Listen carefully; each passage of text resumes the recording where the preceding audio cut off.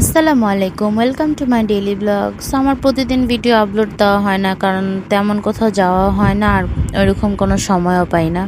তো অনেক দিন ধরেই ভাবতেছিলাম কোথাও ঘুরতে যাব, তো হাজব্যান্ড শরীফ ফুড কোর্ট নিয়ে যায়, প্রায় সবাই এটা চিনে গেছে। তো আজকে তেমন একটা ভিড় ছিল না, তাই ভালোই লাগতেছিল। বাট সমস্যা ছিল, সব রাইডই বন্ধ ছিল, কারণ মানুষ কম, সবই বাচ্চা ছিল। এখানে অনেক গরম ছিল, তাই আমি হাতে মিনি ফ্যান নিয়ে হাঁটতেছিলাম আমার ছেলের জন্য। এই রাইডটা আমি অনেকবারই উঠছি, বাট এবার ভাবছিলাম উঠবো, বাট পরের বার পালার সময় আর কোনো লোক ছিল না, তাই আর উঠি নাই।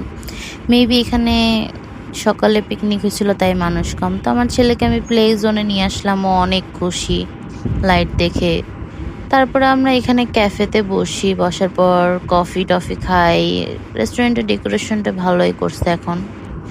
তারপরে আমরা বাসায় যাওয়ার জন্য রওনা দিলাম, অনেক গরম লাগতেছিল। পরে বাসায় এসে ছেলেকে ফ্রেশ করে ভাবলাম যে নিজের একটা হেয়ার কেয়ার করা যাক।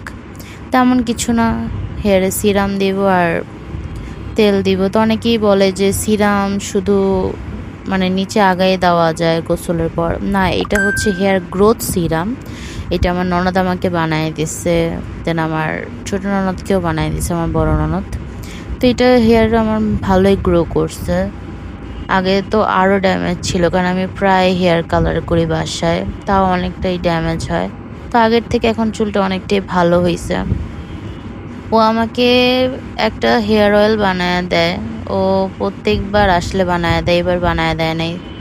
গতবার শেষ যখন আসছিল তখন 4 বোতল বানিয়ে দিয়েছিল, এখন এতটুকু আসছে। সে এতটুকু ও আবার আস্তে আস্তে এতটুকু আমার রাখা লাগবে, তারপর ও এসে আবার বানায় দিবে।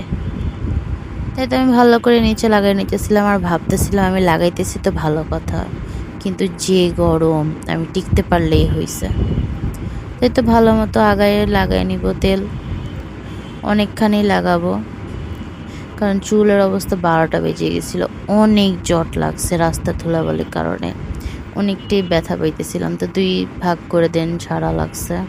ওই ঘরে আমার ছেলে টিভি দেখতেছে আর চিল্লাইতেছিল, শুধুই চিল্লায়। তাই তো দেখো, তো আমি রাত হলে সামনে 2 সাইডে পিন আপ করে দেন হচ্ছে বেনি করি, কারণ আমার সামনে চুল কাটা, রাত হলে সামনে আসলে বিরক্ত লাগে ঘুমার সময়। তো এই তো এক পাশ ডান, এখন আবার আরেক পাশ করব। এখন আমি বেনি করব। আগে বলতো যে টাইট বেনি করলে চুল বড় হয়, বাট আমার মাইগ্রেনের সমস্যাতে আমি টাইট বেনি করতে পারি না, আমি লুজ বেনি করি। আর চুল বড় ডিপেন্ড করে তোমার কিভাবে তুমি কেয়ার করলা, ওইটার মধ্যে বাধা দিয়ে কোনো কিছুই হয় না।